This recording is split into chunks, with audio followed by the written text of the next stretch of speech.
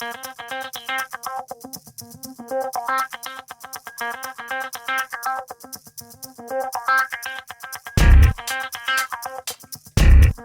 comme dans chaque discipline, la pratique du football nécessite un échauffement correct avant de commencer l'activité.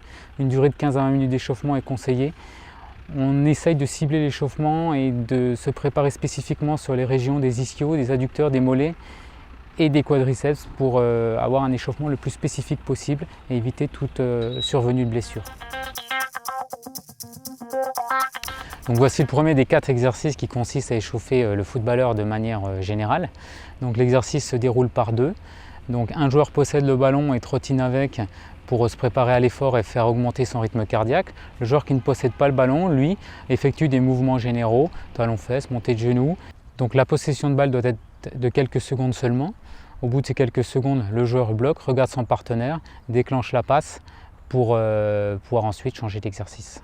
On peut disposer l'exercice sur un carré de 20 mètres sur 20 mètres où le joueur a assez d'espace pour s'exprimer, que les déplacements soient assez longs et assez efficaces pour bien faire monter le rythme cardiaque.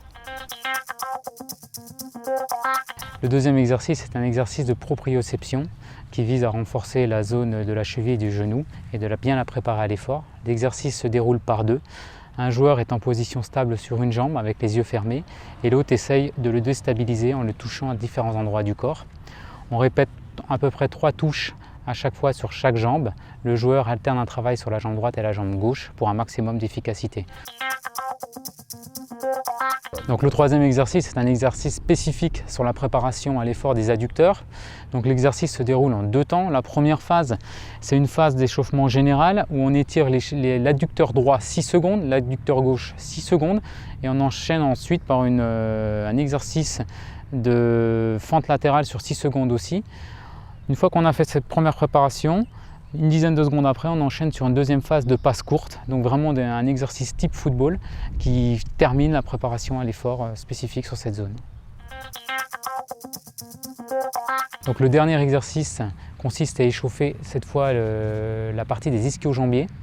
Donc c'est un exercice spécifique que l'on appelle l'échauffement russe. Le travail se déroule par 2. Le joueur qui travaille est allongé sur le sol et le joueur qui l'aide à se préparer donc exerce une extension de la jambe vers l'avant pour effectuer une action excentrique sur le plan musculaire.